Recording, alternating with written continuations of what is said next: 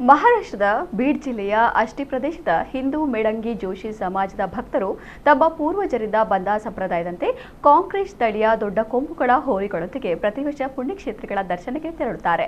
ಅದೇ ರೀತಿ ಈ ಬಾರಿ ಅವರು ತಮ್ಮ ಊರಿನಿಂದ ಧರ್ಮಸ್ಥಳ, ತಿರುಪತಿ, ಪುರಿ ಜಗನ್ನಾಥ ಕ್ಷೇತ್ರದ ದರ್ಶನಕ್ಕಾಗಿ ಹೊರಟಿದ್ದು, ಈ ವೇಳೆ ಬಂಟ್ವಾಳದ ಬಿಸಿ ರೋಡಿನ ತಲಪಾಡಿಯಲ್ಲಿ ವಿಶ್ರಾಂತಿ ಪಡೆದಿದ್ದಾರೆ. ಅವರ ಜೊತೆ 3 ಬೃಹತ್ ಗಾತ್ರದ ಹೋರಿಗಳಿದ್ದು ಸುಮಾರು 13 ಮಂದಿ ಜೊತೆಗಿದ್ದಾರೆ. ಹೋರಿಗಳನ್ನ 3 ಗೂಡ್ಸ್ ವಾಹನಗಳಲ್ಲಿ ಸಾಗಿಸುತ್ತಿದ್ದು, ಒಂದು ವಾಹನದಲ್ಲಿ ಅವರ ತಂಡ ಸಾಗುತ್ತಿದೆ. ಅಲ್ಲಲ್ಲಿ ವಿಶ್ರಾಂತಿ ಪಡೆಯುತ್ತಾ ಸಾಗುತ್ತಿದ್ದು, ಈ ಸಂದರ್ಭದಲ್ಲಿ ಹೋರಿಗಳು ಜನಾಕರ್ಷಣೆಗೆ ಕಾರಣವಾಗುತ್ತಿವೆ. ಕಳೆದ 2 ದಿನಗಳಿಂದ ಅವರ ತಂಡ ಬಿಸಿ ರೋಡಿನ ತಲಪಾಡಿಯಲ್ಲಿ ಬೀಡು ಬಿಟ್ಟಿದ್ದು, ಒಂದು ಹೋರಿಗೆ ಕೊಂಚ ಆರೋಗ್ಯ ಸಮಸ್ಯೆ ಕಂಡುಬಂದ ಹಿನ್ನೆಲೆಯಲ್ಲಿ 1-2 ದಿನ ಹೆಚ್ಚೇ ವಿಶ್ರಾಂತಿ ಪಡೆಯುತ್ತಿರುವುದಾಗಿ ಅವರ ತಂಡ ತಿಳಿಸಿದೆ.